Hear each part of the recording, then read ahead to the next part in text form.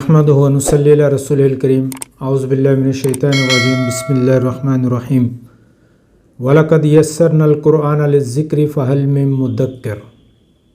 Dear students, सामीन व सामियात, अस्सलामु अलैकुम व रहमतुल्लाहि व बरकातहू। आज का हमारा मौजू है तारुफ़ कुरान, कुरान का तारुफ़।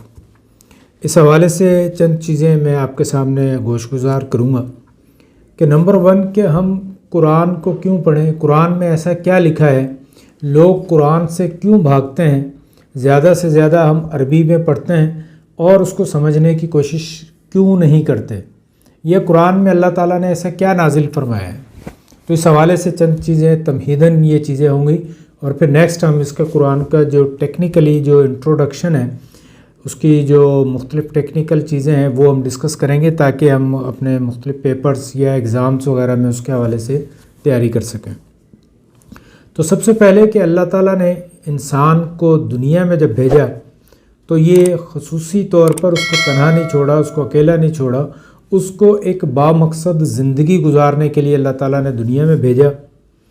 वो बामकसद ज़िंदगी क्या थी कि इंसान अच्छी ज़िंदगी गुजारे, इंसान बेहतर ज़िंदगी गुजारे, इंसान के मामलात बेहतर हों, वो परेशानी ना उठाए, वो अमन व सलामती के साथ ज़िंदगी गुजारे। लेकिन अमन व सलामती के साथ ज़िंदगी गुजारने के लिए, बेहतर ज़िंदगी गुजारने के लिए, अमन व सुकून के लिए, बेहतर माशरे के लिए कुछ रूल्स एंड रेगुलेशंस होते हैं जो फॉलो करने पड़ते हैं। जैसे हम देखते हैं कि हमारे माशरे में भी कुछ कवानीन नाफिज किए जाते हैं, जबकि हम आज़ाद मुआशरा हैं, इंसान जैसा चाहे हम रह सकते हैं, लेकिन फिर भी कुछ मुआशरती असूल जो हैं वो तरतीब दिए जाते हैं, वो कुछ हकूक़ और फ़राइज़ हमारे मुतय्यन किए जाते हैं। वो क्यों किए जाते हैं? ताकि हम अमन के साथ एक ज़िंदगी गुजार सकें, हमारी ज़िंदगी पुरअमन हो, उसमें कोई परेशानी ना हो, एक दूसरे के साथ हम जुल्म ना करें, किसी के हकूक़ ना खाएं, किसी के माल असबाब, किसी की इज़्ज़त, किसी का माल, किसी की जान जो है वो नाहक ज़ाया ना हो जाए। तो उसके लिए कुछ डूज़ एंड डोंट्स जो हैं वो बता दिए जाते हैं। यही डूज़ एंड डोंट्स जो हैं वो अल्लाह ताला ने कुरान मजीद में हमारे सामने रखे हैं ताकि इंसान एक अच्छी ज़िंदगी गुजार सके। तो ऐसा नहीं है कि आप समझें कि कुरान एक मजहबी किताब है और उसके अंदर जो है वो बस ये कर लो, ये कर लो, ये कर लो, इंसान को बाउंड कर दिए, ऐसा बिल्कुल कुछ नहीं है। ट्रूली स्पीकिंग कि कुरान को अगर कोई कहे कि ये एक मजहबी किताब है तो मैं ये समझता हूँ कि कुरान मजहबी किताब नहीं है, नंबर 1।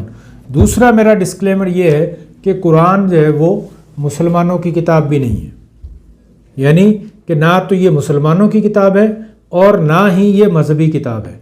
तो फिर आखिर क्या है कुरान में, आज हम इस पर बात करेंगे। तो अल्लाह ताला ने जो हमारा खालिक व मालिक है, जो पैदा करने वाला है, उसको ये सब पता है कि इंसान ने कैसे ज़िंदगी गुजारनी है, यानी इसके लिए क्या चीज़ें बेहतर हैं। जैसे हमारे पास ये गिलास है तो हमें पता है कि इस गिलास से हम कैसे ज़्यादा फ़ायदा उठा सकते हैं, यानी अगर हमने यहाँ से दे मारा नीचे तो ये टूट जाएगा, ऊपर से नहीं गिराना, इसके अंदर जो है वो कांच के गिलास में गर्म पानी, शदीद गर्म पानी नहीं डालना वरना ये टूट जाएगा। तो ये सारी चीज़ें जो है वो हमें अल्लाह ताला ने एक यूज़र मैनुअल के ज़रिए बता दी कि भाई देखें मैंने तुम्हें पैदा किए हैं तो ये कुछ चीज़ें हैं, इनके आप जो है वो काम करें और ये काम छोड़ दें बस। जैसे हलाल हराम के बारे में हमने कुछ तमीदन बात की, आगे हम उस पर डिटेल से बात करेंगे। कुछ इंसानी ज़िंदगी के आइली कवानीन की बात की हमने, शादी की बात की, तलाक़ की बात की। अल्लाह ताला ने इन सब को कुरान में इसलिए बयान कर दिया है कि भाई ये तुम्हारे लिए बेहतर है, इससे तुम अच्छी ज़िंदगी गुजार सकते हो। और दूसरी बात ये कि कुरान के अंदर जो है वो अल्लाह ताला ने ये बयान कर दिया है कि तुम्हारी ज़िंदगी का सबब क्या है, किस तरह से तुम्हारी पैदाइश हुई और फिर आगे जो है वो तुमने किस तरह से ज़िंदगी गुजारनी है, और फिर उसके बाद जो नेक्स्ट स्टेप होगा जिसे हम कहते हैं इंतकाल। जैसे आपने सुना होगा रजिस्ट्री के इंतकाल, ज़मीन का इंतकाल, यानी एक जगह से दूसरी जगह पे ट्रांसफ़र करना, एक जगह एक नाम से दूसरे नाम पर ट्रांसफ़र कर देना, एक जगह से दूसरी जगह पर चले जाना। तो जब वो ट्रांसफ़र होगा तो वहाँ क्या होंगे, वहाँ के क्या हालात होंगे, वो भी इस किताब के अंदर बयान कर दी गए ताकि इंसान को एक मुकम्मल मैनिफेस्टो दे दिया ताकि वो परेशान ना हो, वो इधर उधर ना देखे, कभी कोई गलत चीज़ें, गलत معاملات غلط اسباق نہ پڑھنا شروع کر دے، وہ پریشان نہ ہو، اس لیے اللہ تعالیٰ نے یہ ایک یوزر مینول جو ہے وہ ہمیں دے دی ہے۔ اب دوسری جو بات میں نے کی تھی کہ یہ مسلمانوں کی کتاب نہیں ہے، تو بالکل ایسا ہی ہے کہ قرآن مجید مسلمانوں کی کتاب نہیں ہے، یہ اللہ کی طرف سے نازل ہے اور انسانوں کے لیے ہے۔ قرآن کا موضوع کیا ہے؟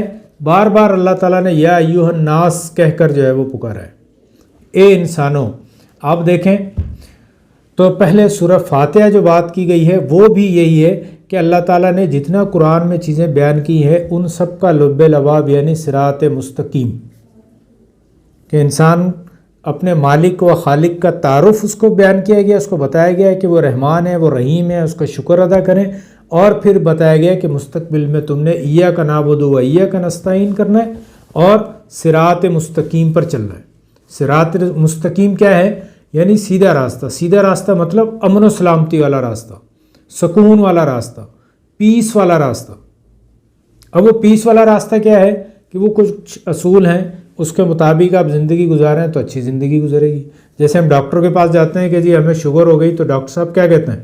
ڈاکٹر صاحب کہتے ہیں جی اب آپ نے شوگر یعنی کھانا جو ہے وہ آرٹیفیشل شوگر نہیں لینی، چکنائی سے پرہیز کرنا ہے، ٹینشن سے پرہیز کرنا ہے۔ اب یہ ساری چیزیں کیوں بتائی جا رہی ہیں؟ کہ ہماری زندگی جو ہے وہ بہتر گزرے۔ اور پھر قرآن مجید کے آخر میں آ جائیں تو آخری جو آیت ہے، آخری جو صورت ہے سورہ ناس کے اندر اللہ تعالیٰ کیا فرماتے ہیں؟ قل اعوذ برب الناس۔ تو یہاں پر بھی رب یعنی کون؟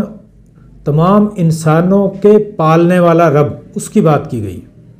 تو یعنی انسان کی اور انسانوں کے پالنے والے رب کی بات کی گئی ہے۔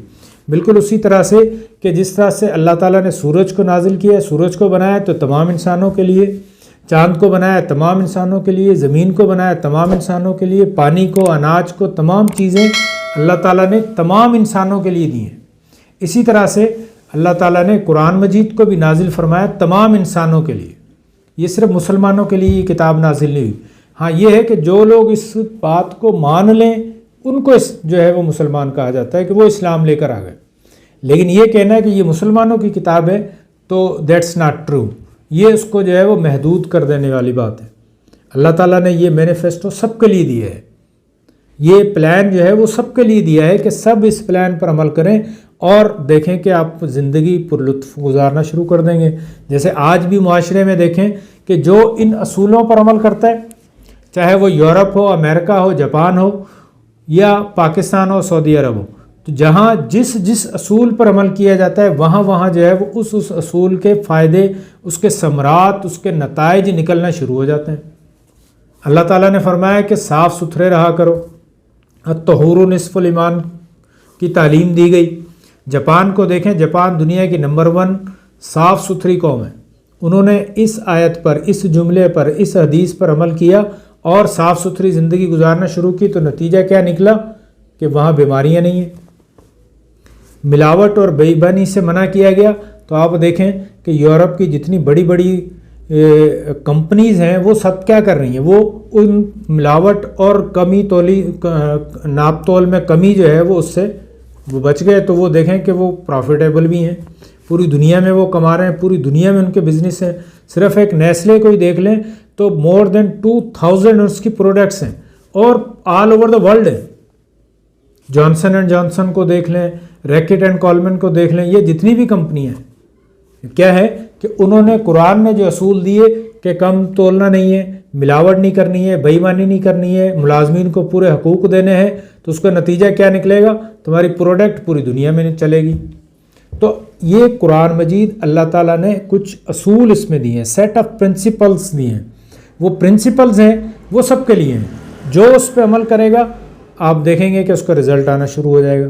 آپ سسٹم بنا دیں، آپ دیکھیں پولیٹیکل سسٹم دیکھ لیں مختلف ممالک کا، وہاں پولیٹیکل سسٹم ہے تو کوئی وہاں پر ڈسیبلٹی، وہ کوئی جو ہے وہ حالات خراب نہیں ہے وہاں پہ۔ ہمارے ہاں سسٹم نہیں ہے، ہم نے قرآن کو چھوڑا کس زمن میں کہ اس کو عملی زندگی میں نہیں لے کر آئے، وہ جو اصول تھے، وہ پرنسپلز تھے، ان کو چھوڑ دیا۔ نتیجہ کیا نکلا؟ نتیجہ یہ نکلا کہ ہم جو ہے وہ ذلیل و خوار ہو کر چلے گئے۔ اور تیسری اور آخری پوائنٹ جو آج کا ہے، اللہ تعالیٰ میں ہمیں سورہ قمر میں آیت نمبر 17 میں اللہ تعالیٰ فرماتے ہیں وَلَقَدْ يَسَّرْنَا الْقُرْآنَ لِلذِّكْرِ فَهَلْ مِن مُّدَّكِّرٍ۔ از کم 4 دفعہ سورہ قمر میں یہی آیت اللہ تعالیٰ نے نازل فرمائی ہے۔ اس کے علاوہ بے شمار جگہوں پر میں ایک دفعہ کیلکولیٹ کر رہا تھا، گنتی کر رہا تھا، تقریباً 50 سے زیادہ آیات ایسی ہیں جس میں اللہ تعالیٰ نے ڈائریکٹ سوچنے سمجھنے کی، غور و فکر کرنے کی تعلیم دی۔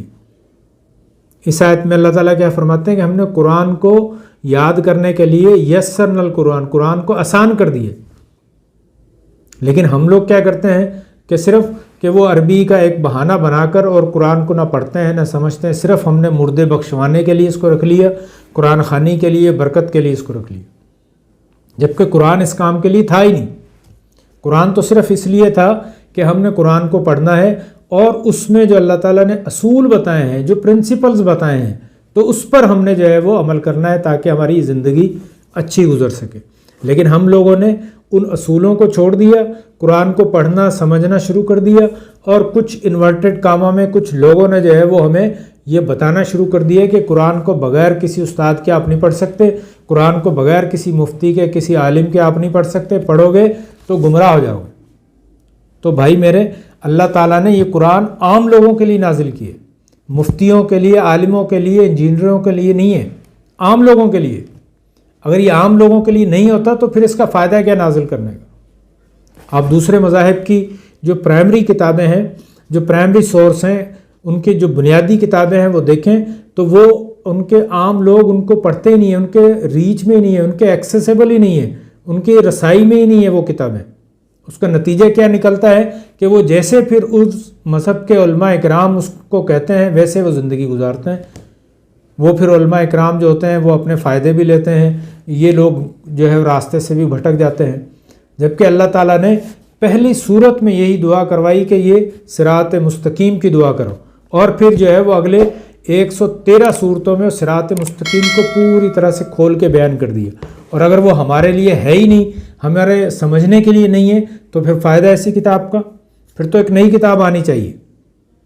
تو اللہ تعالیٰ نے اس کو بڑا آسان الفاظ میں، آسان طریقے سے جو ہے وہ ہمارے سامنے یہ بیان کر دیا ہے کہ وَلَقَدْ يَسَّرْنَا الْقُرْآنَ لِلذِّكْرِ فَهَلْ مِن مُّدَّكِّرٍ۔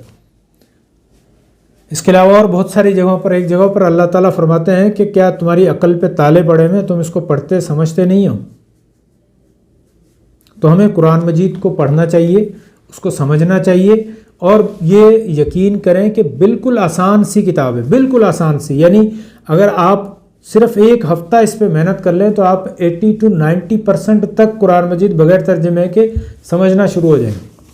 یہ میں شرطیہ کہہ رہا ہوں۔ لغات قرآن سے کتاب ہے، عبد الکریم پاریکھ انڈیا کے ہیں، انہوں نے صرف 9 لیسن لکھے ہیں، شروع میں 9 لیسن عربی کے آپ پڑھ لیں، اس کے بعد قرآن مجید جو ہے وہ آپ کے لیے گرامر اور عربی دونوں آسان ہو جائیں گے۔ اللہ تعالیٰ فرماتے ہیں یا ایھا الناس قد جاءتکم موعظۃ من ربکم وشفاء لما فی الصدور وہدی ورحمۃ للمؤمنین، کہ لوگوں، تمہارے پروردگار کی طرف سے تمہارے پاس ایک پیغام نصیحت آ چکا ہے، اور جو دلوں کی بیماریوں کا علاج ہے، اور مومنوں کے لیے ہدایت و رحمت ہے۔ تو یعنی اگر ہم اس کو پڑھیں گے، اس کو سمجھیں گے، تو ہماری جو روحانی بیماریاں ہیں، یعنی جو اخلاقی بیماریاں ہیں، ان کا علاج ہو جائے گا، اور اس کے ساتھ ساتھ جو ہے وہ ہمارے لیے یہ ہدایت بھی اور رحمت بھی بن کر آئے۔ تو کل ہم انشاءاللہ جو ہے نیکسٹ لیکچر میں قرآن مجید کا باقاعدہ تعارف جو ہے اس کے حوالے سے بات کریں گے، پھر قرآن مجید کا اعجاز، فصاحت، بلاغت پر بھی بات چیت ہوگی انشاءاللہ تعالی۔ تب تک کے لیے مجھے اجازت دیجیے، قرآن مجید کو پڑھیے، اپنا اوڑھنا بچھونا بنائیے، اور دعاؤں میں یاد رکھیے، مجھے بھی دعاؤں میں یاد رکھیے گا۔ السلام علیکم ورحمۃ اللہ وبرکاتہ۔